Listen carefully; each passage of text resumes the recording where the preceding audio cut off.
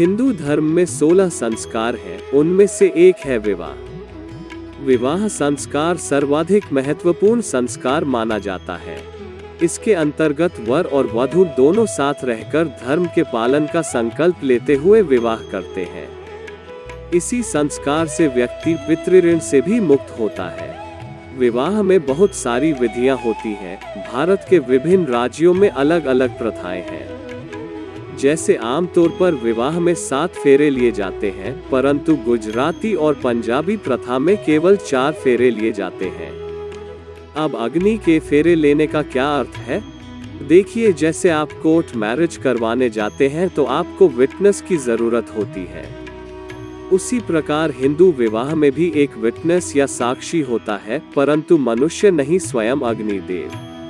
कोई मनुष्य तो मर जाएगा, पर दिव्य अग्नि तो जन्म जन्मांतर के लिए साक्षी रहेगी।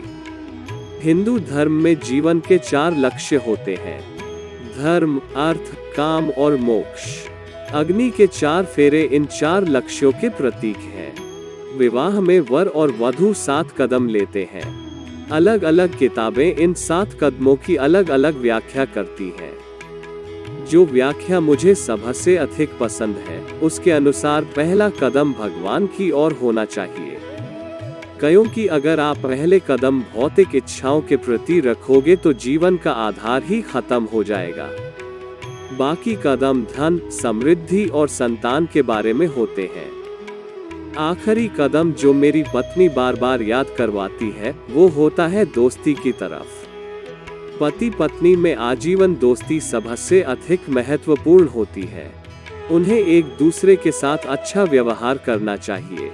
उन्हें पता होना चाहिए कि वे न केवल पति पत्नी हैं, बल्कि आजीवन साथी हैं। संस्कृत में पत्नी को सधर्मिणी कहा गया है, जिसका अर्थ है आध्यात्मिक प्रगति में भागीदार।